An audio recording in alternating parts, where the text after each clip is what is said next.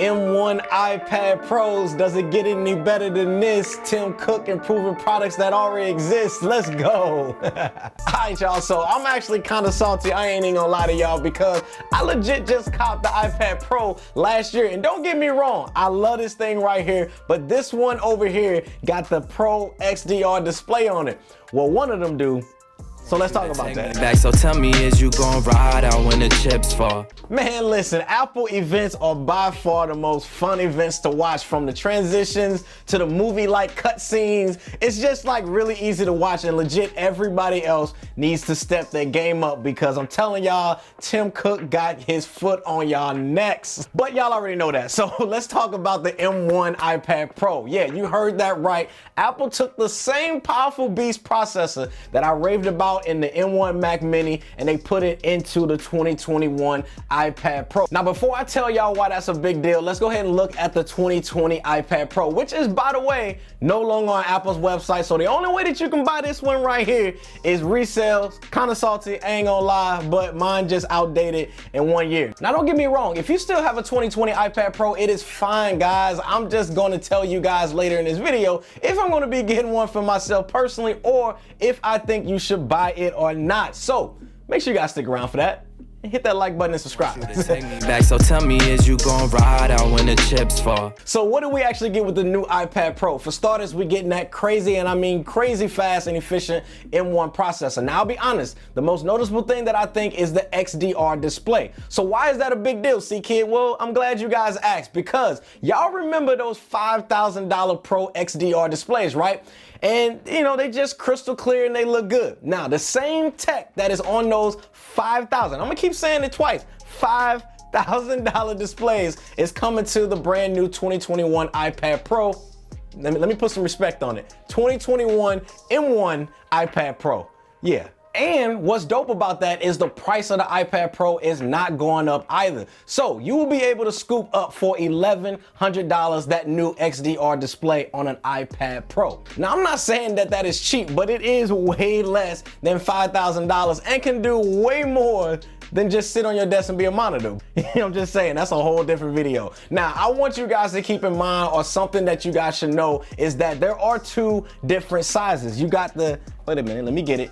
You got the 11-inch display, and then you also have the 12.9-inch display iPad Pro. Now, the XDR display that I was just talking to you guys about is only available on the 12.9-inch one. And the 11-inch one has the same display as the 2020 version that I got right here in my hands, which, don't get me wrong, it will still look good, no problem, just not on the level of that XDR, you know, display. But even with that one thing, you have to understand with the XDR display, yes, it's gonna make colors pop more. Blacks are gonna be deeper and richer, but the content that you guys are watching has to be still in that format to be able for you guys to appreciate the true nature of XDR display. I'm sure all Apple content is gonna look good on this thing. Gaming is probably gonna look really good on it as well. But if you're just using it to watch YouTube videos and such, I'm not sure having the XDR display is really worth you guys upgrading or spending the extra money. So tell me, is you gonna ride out when the chips fall? Now, another change that they are giving us is 2 terabytes of storage option, which is a big deal because it's getting me to believe in the near future, we could possibly see Final Cut Pro editing software come onto this machine. But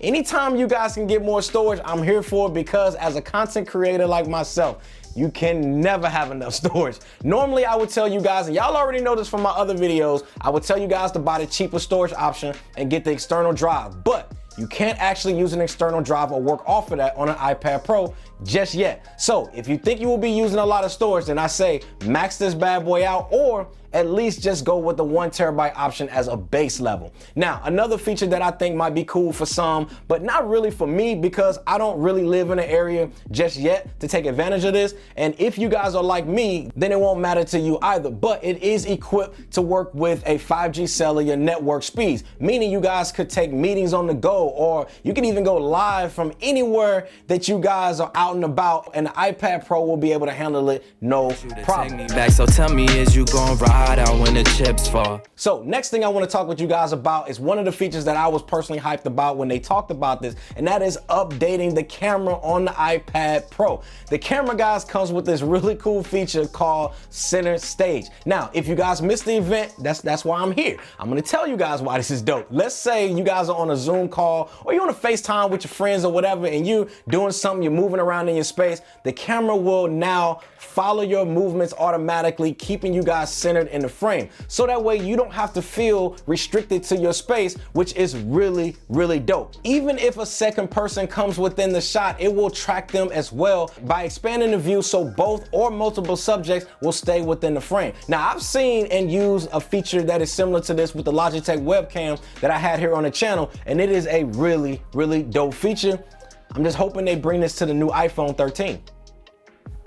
Just saying. Now, you still get all of the LiDAR sensoring technology, but honestly, that's pretty much it when it comes to the iPad Pro that's different than the current one. But having the M1 processor chip in it, the XDR display, and that dope camera feature will make this iPad, if you guys are wanting to upgrade from your older one, last a whole lot longer in due time. Now, will I actually be getting one personally to own? Probably not, because my 2020 that I got right here in my hand, it still works just fine. It's fast. That A14 Bionic chip is crazy good. But I'm probably gonna pick it up to do a side-by-side comparison and just to see if the XDR display is very much different than the liquid display that I have right here. Just my tech curious mind wanna know. Now, another dope Apple product that I'm hyped for, and that is the new Apple TV 4K, because they made one change that is so worth getting it for. And let's talk about that right now. So Apple finally gave us the changes that we needed in the Apple TV 4K, and it has to deal with the actual remote control along with some additional bonus stuff that you may not know that you can actually do with your iPhone with the Apple TV 4K. So let's go ahead and dive right into it. Back, so tell me, is you gonna ride out when the chips fall? Now, when it actually comes to the Apple TV box in itself, it's pretty much the same design as the previous model, but they did, however, change the remote control to be able to accommodate those who actually complain the most about the navigational features while still maintaining it for the people who are actually like me that really like these features. Yo, y'all see this Apple TV 4K remote right here? Yeah, this bad boy here, it's changing. Let's talk about it. Back, so tell me, is you gonna ride out when the chips fall? So the remote control got a complete redesign in itself. Here is what the actual current controller looks like, which I actually personally like, and here is what the new controller looks like. Now, the first thing you guys will notice is the color option is way different, and they went back to the original silver color option from the Gen 1 Apple TV. The biggest issues that people pretty much had with this model right here, that you had to swipe to be able to get the stuff within the applications, and you may over swipe it and stuff like that. It was kind of frustrating. So they actually changed it now, giving us 4 directional buttons like a D-pad on a controller. You can also use circular gestures like we used on an old iPod that we had back in the day to be able to fast forward or rewind TV shows or movies, which I actually think is dope. Now, they also gave us the dedicated back button instead of a menu button. We still have that play and pause button on the controller. They added a mute button though, which is something that I do like. And then they also kept the volume control as well as the Apple TV button the same.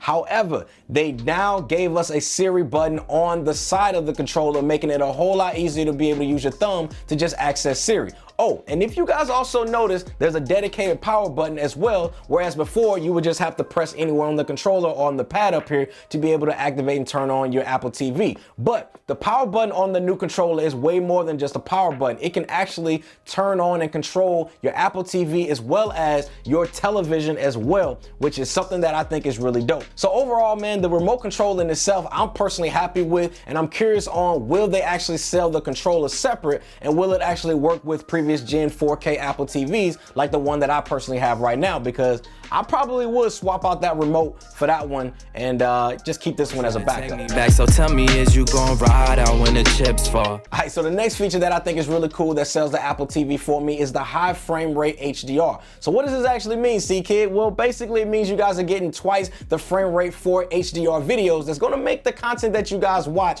seem like you guys are live there in the moment. Also, if you guys have the latest iPhones that now has the ability to be able to film in HDR, you will be able to enjoy that playback in all of its HDR glory on your Apple TV. Now you're probably thinking how I was thinking, well, Apple, Tim, what if I don't have the spec'd out TV or anything like that? Well, Apple, like I said, they think of everything, and they thought of this too. And this is why I think this is the number one reason why I'm personally considering buying this, because using your iPhone, check this out, y'all, you can balance color perfectly by holding your iPhone up to your TV to calibrate it, and it's going to basically give you guys the best picture quality for what you guys are watching. All you have to do, point your iPhone up to the TV screen one time, and it's going to show you guys how your TV should be calibrated, so that way you can get the best settings for the content you guys want to watch.